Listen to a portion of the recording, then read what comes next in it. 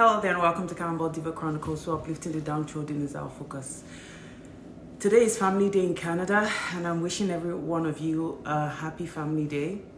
Family is the most important institution, I believe, that God has created for us to celebrate each other, and you don't have to be blood related to be family. As a matter of fact, I believe that some people who are not blood related to you are more family to you than even your own family. It's possible that they are there for you in your time of need. I believe that family is whoever is there for you when you need them the most and who is an actual support system to you. And in my case, I believe that many people have been so helpful to me, even if you just being a listening ear in my time of need, being there to listen and to empathize and to support me in my difficult times. To each one of you, I wish you a happy Family Day and thank you for all of your support. May God bless you all richly and abundantly. Amen. I'd like to discuss today about how the narcissist turns his back or her back on the family as a means of showing their true color. It's not even as a means of punishing their spouse or punishing their partner. That is who they actually are. The narcissist has no love for anyone but for themselves. In the beginning, it's very hard to realize that because the narcissist is very good at pretending, very good at hiding their true motives and intentions. When they come across to you as caring and loving in the initial stage of love bombing, which is the time when they pretend to be who they are not, they monitor you and they watch you to see what types of character and behavior you value the most, and they morph into that person so that they can draw you in and deceive you into attaching to them or into becoming a permanent partner to them. Once they have you trapped, because it can only be described as trapping when they have you where they want you, when they feel like you've signed your signature on the dotted line during your marital celebration by marrying them, be it in the court of law or be it in the church or wherever you would eventually have them legally attached to you. Then they feel more comfortable throwing away their mask and revealing who they really are, which is, in my own opinion, the devil incarnate in itself. They have no love. This lack of love for anybody else but themselves is what I'd like to discuss today in the family context. When somebody gets married to a narcissist, the most important thing you have to watch out for is how they discard all the pretentious behavior and their true motives start to show gradually. And that is one of the most alarming, I must say, alarming times for a partner who believed their disguise to be a real, true nature of them. Many times, these narcissists find it very hard to hide who they are. That is why they rush their partners into a marriage or a committed relationship. They rush whoever it is that they are dating, if you can call it that, or someone who they have interest in tying down. They rush that person into either a permanent condition like marriage or buying a house together or having children together. The most common one is actually having children together, because having children together is tying them down, tying the narcissist down, or the narcissist tying their partner down for at least 18 years and above. That is their motive. The longer they can tie you down, the better they are, the happier they are, because they need supply. They need someone in their life to manipulate and destroy completely. The more they traumatize you and try to destroy you in that toxic relationship, the happier they are. And they need that supply, which is the happiness they get from trying to destroy you by all of their manipulative tactics and all of their manipulative behavior and ideologies. They get that satisfaction when they see you unhappy. I've mentioned that many times. I'm not going to waste too much time on that today. I would like to discuss more importantly how they have those children with you, and in you believing that they're going to be a partner to support you with in bringing up those children. What a shock you get when you realize that that wasn't their motive at all. Their motivation was to tie you down. The more children they can give you and have with you, the better for them, because the more children they have with you, the harder it is for you as a person to detach from them and to leave them. But I believe from my experiences, I'll tell you this much. it is not worth it staying with anybody, narcissist or not, because of the children. I found out the hard way because many years I kept giving them the benefit of the doubt, and I kept, trying to make excuses for them.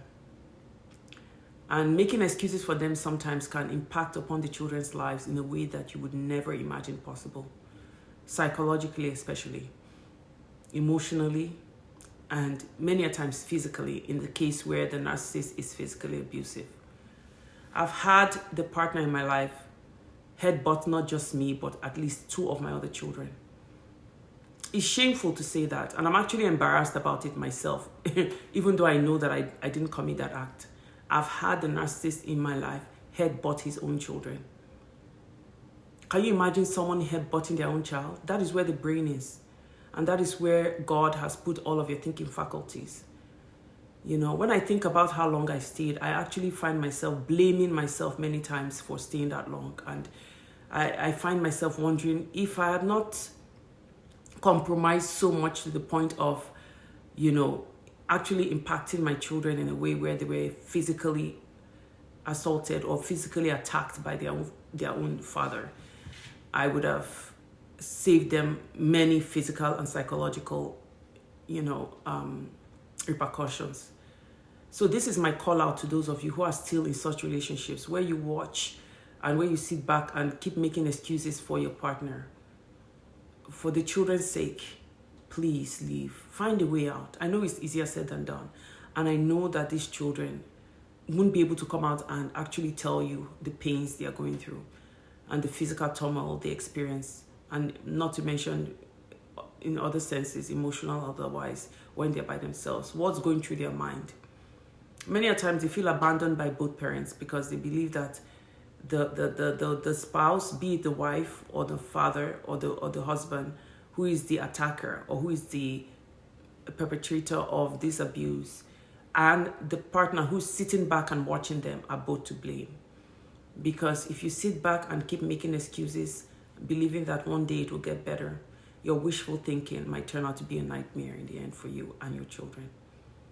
It is better to save them that disastrous end result by taking them away from such a toxic environment. I stayed in the hotel for 5 good months while I strategized and planned my exit. I've not mentioned how I left the house abruptly while my son fell sick.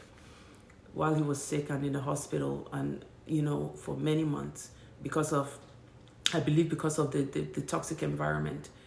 I visited him and it just came into my spirit how I should start to make moves without even thinking too much about it. I knew what I had to do. I moved him into a hotel. For 5 months I was there with him. And while I was there, the other children were still in the house being cared for. I would call it care because I know that many times when I visited, the house was in such a big mess. You wouldn't believe an adult was even there with them. At one point, I remember, even before I had gone into the hotel to stay permanently, I'd left abruptly after I'd visited, come back from a working trip and seen how the kitchen was full of dishes, how the fridge had molten and old and rotten food in different bowls in the fridge. The food that had been there when I left 3 weeks ago to work for a working assignment up north, some of them were still covered and were covered with mold and green algae. And this is a home that had someone I would consider to be my partner or the father of the children with them at that time in the house. This is not something that happened once or twice. This is something that I just got tired when I came back from such a long walking trip and all I could see was this fridge full of dirty, decaying and rotten food. I just turned around, told them after giving every one of them a piece of my mind. Because my children were not kids at that point. I'd also tried to train them on how to keep a home clean. And it was my responsibility, or was at least it fell on me to do all of that work of training them. And I believe that I had done a good job up to that point. But they needed an adult to actually get them to get moving and get the house clean. And the fact that the adult at that time in that house chose to wait for me to come back from such a long trip that I'd worked overtime. I'd worked so many hours. Every week I was covering at least anywhere from 60 to 72 hours a week. because they're 12-hour shifts, right? You work six shifts sometimes even 7. That's back to back. I hadn't rested, and it would have been so lovely to come to a clean house when I knew that while I was at the house, I was the one that actually took it upon myself to make sure that the house was tidy. I like a clean environment. My home is very organized. I try my best to keep a nice, aesthetically appealing house, a well-sanitized washroom. My kitchen is also very clean. I try my best, even though I still work long hours. It's a priority to have a clean house for me. So coming home and having to look at the full sink full of dirty dishes and looking at the fridge and just looking at the floor and everywhere. And I knew deep within myself that the Narc was waiting for me to come back from my trip to see this and just feel more beaten down than ever, knowing that I was responsible, or I would be responsible for doing all of that cleaning, because they knew how much I hated a dirty environment. But I just said, no, I'm not doing that. I deserve a clean house. I deserve clean sheets. I only use white bed sheets on my bed. I deserve, and something just came to me. I'm going to a hotel to sleep. I went to a hotel that night in my anger and my dismay that, is this how it's going to be forever? Why I have to be the one calling these children to order, calling them to clean, and having an adult there just waiting and crossing their hands, waiting for me to do it all. Am I a maid? You're a glorified maid when you're married to a Narc, be it a man or a woman. They look at you as nothing else but a maid. That's what you are. And if you think that you are there to be a partner to them and to get support from them, you are sadly mistaken. Your job is to clean up after them and to be a punching bag for them psychologically, mentally, emotionally, and physically at times. So when you're doing all of that work, thinking that you have a unit where it's supportive and it's going to be there for you when you need them, think again. The family unit should be a supportive and a lovely and a peace-generating one for anybody, be it the children or the partners involved. You should be able to come back home and have a place to rest your head and your mind after a long day of work. Everyone deserves that much. Especially in this day and age where you know that many people are out there struggling to make a living. Making the dollar or making the naira is not easy. So coming home to a house where you feel like you're being disparaged and you're being attacked and you're being treated or maltreated in a way that, cannot even be expressed in words. Cannot be expressed. No amount of words I can use will express the anguish that it feels like being with a narcissist. Because you ask yourself, how did I end up in this situation? So I believe that even in a situation where, I've had situations where I've been rear-ended, where I had this collision happen to me several times back to back. And I was asking myself, the spiritual context of it, I will leave without mentioning today. But I know that I'm going to actually air a video in the future about how the spiritual context can be introduced to many of these narcissistic attacks. It's not just physical, trust me. It's not just physical. Most of them go to native doctors. Most of them go to people to seek for help, spiritual herbalists to seek on how to attack their partners. That's how wicked some of them are. When they know they are in the wrong, they will never accept it. They will never apologize. Instead, they believe that it's easier for them to try to manipulate their spouses spiritually. That is why every person in a narcissistic relationship must be close to God. You must call upon the Lord God to help you. Many times I've had a situation where I called my older sister because I was in shock that I just fell down the stairs, broke my arm like 3 months ago. I was still in the cast, I believe, at that point. And then the drawer where I put I don't remember what I had in that drawer, but it just slipped out of the hinge one day while I was trying to get something from it. As I bent down low to pick up the item from that drawer, the whole drawer just went on its edge and fell on my big toe, one of my big toes, and it cracked the bone in there. So you see what I mean? Spiritual wickedness is in high places. We wrestle not against flesh and blood. I knew that wasn't normal. I knew that was an attack. How can I have broken my arm? I'm still in the cast 3 months ago, and this is happening. It was all I could do to even drive myself with the pain. I put on my boots, the pain in my big toe. I drove to the emergency, and they did an x-ray, and they realized that, yes, the big toe was broken, the bone there. They couldn't really do any surgical intervention. All they could do was just wrap it give me very painkillers, narcotics, because the pain was excruciating. excruciating. And I could control it with Percocet. I believe it was Percocet they gave me at that point.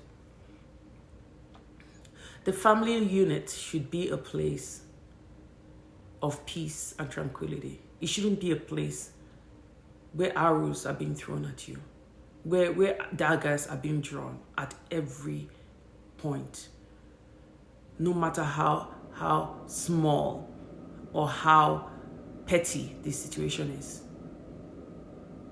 There's an adage in Nigeria, I believe it's an African adage that says that, I don't know if I'm saying it right, but the narcissist is someone that would use, you know how you kill an elephant?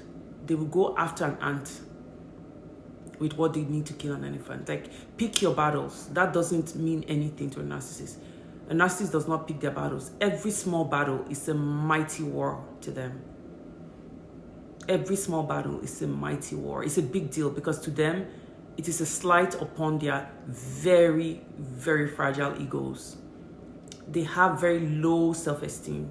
So anything you do to them, in their own eye, is considered a mighty mountain that they need to topple down before you grow wings. I even had the narc tell me one day in the car that he was going to clip my wings. Have you ever imagined somebody ever saying that to you? Why would your wings need to be clipped? A partner that you agreed willingly to go into a relationship with should build with you. They shouldn't feel threatened by you in any way. But a narc feels threatened by their partner when they see that their partner is hardworking, and when they see that their partner is driven, when they see their partner wants the best for the family unit. That should make any partner happy. But for the narc, that is a threat upon their low, degraded, and very fragile self-esteem.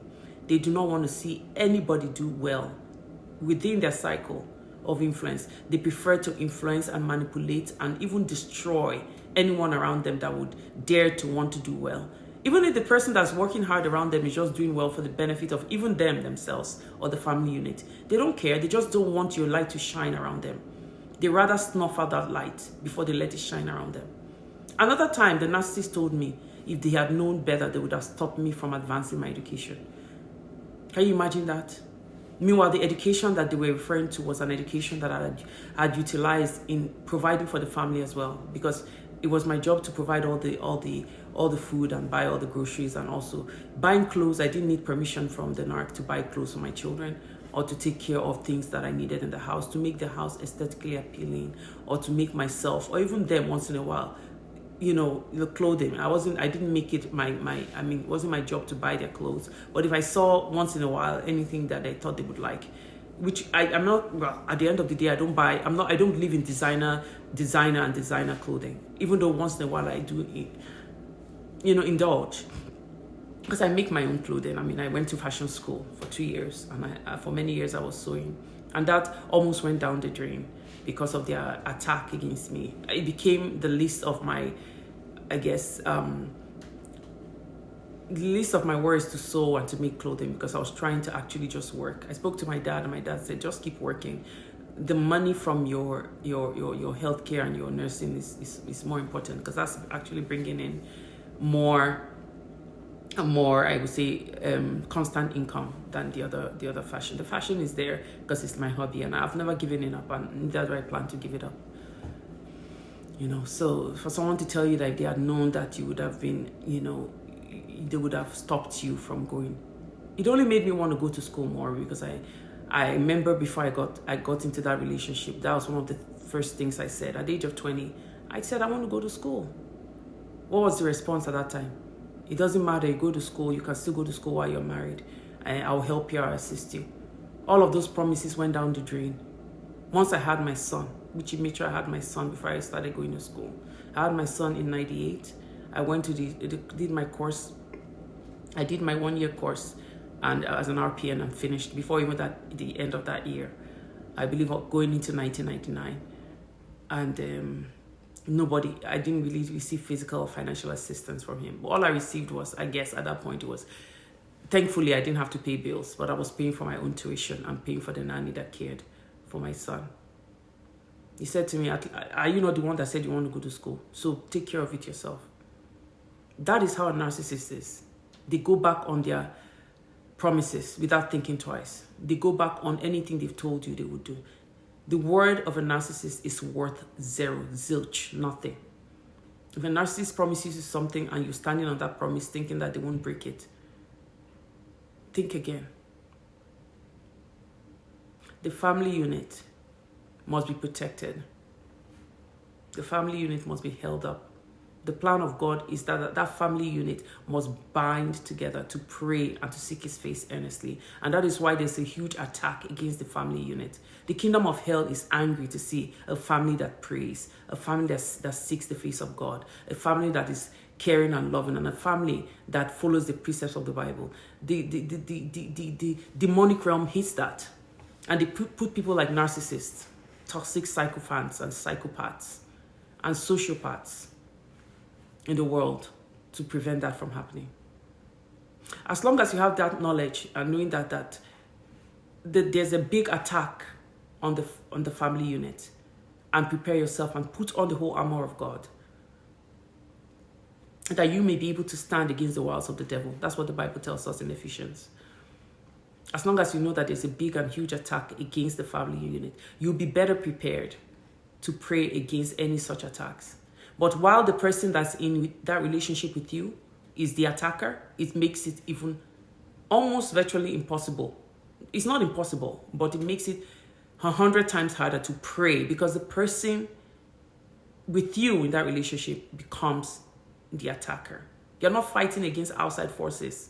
You're fighting against internal, close forces who you would be shocked to realize even work harder than those wicked enemies that you think are outside against you, to spoil all of your advance, to spoil everything that you're working towards, to cause you to be so distraught by the attacks that you become almost unproductive. As they say in the terminology, in the healthcare terminology, failure to thrive. When I see people that have that terminology, failure to thrive, in the hospital setting, I wonder what kind of ills and what kind of hardships they've been through. And many times I can't help but think whether they had a narcissist in their lives. In the past, I've seen patients who have women. When I see women who have that diagnosis of failure to thrive, I always wonder. That's the first thing that comes to my mind, especially when I was in that relationship. I wonder who they are in a relationship with, and if that person had anything to do with the fact that they are in the hospital now. Because in the history, many times when you read through their history, it doesn't really, obviously, it wouldn't specify the difficulties that they've encountered in life. But I believe that the relationships you have can either make or break you. If you don't know God, the relationship you have can make or break you. And many people do not even realize that the partner they're choosing could be their undoing. It could be their undoing in life. Pick the right partner. Picking the right partner takes seeking the face of God, not just emotional butterflies or emotional feelings that you're feeling. Feelings can die. Being in love, I don't believe in falling in love. All of that was when we were young and we believed, oh, the butterflies we're feeling. It's only fleeting and temporary and ephemeral to have those kind of feelings. 1 minute they are here, the next minute they are gone. They die so swiftly and so quickly. So basing a future relationship that's supposed to be forever on those very fleeting feelings and those temporal feelings is not wise. We need to seek the face of God and not even look at physical appearances or look at money or look at those things that are passing, can pass. Beauty can fade. Money can be lost. Many millionaires and billionaires that have lost their wealth in the stock market ended their life because all of their worth was based on that money and their wealth and all of the influence that they got from having that wealth. So that when that wealth disappeared or was lost, they felt they were nothing and they decided to end their lives in the most tragic way. It keeps happening centuries and centuries and centuries ago. Till to this day, we still hear of such stories where millionaires give up everything they have. Even when they still have millions to their name, they give it up because they've lost maybe part of it, a substantial amount of it in the stock market or any such financial dealings that they felt they were going to make money. So we shouldn't base our beliefs on such ephemeral and passing materialistic ideologies. We should base it on who we are as a people or who we are as a person in God and in Christ. Because, like I've said this in the past, we need to seek his face first and his righteousness, and everything else shall be added. Money comes and goes. Money is man-made. And the love of money is the root of all evil. Not to say that we shouldn't go out there and work, because the Bible also says, he who shall not work, let him not eat. But we need to work hard and focus on what is important, which is family, love, the love of our brothers, the love of our sisters. Sisterly and brotherly love is what God calls us to. So therefore, at this celebration of this family day, I wish you all a happy family day, and I wish you all love, peace, joy, and happiness. Take care, and thank you for tuning to Cannonball Diva Chronicles. Have a blessed day.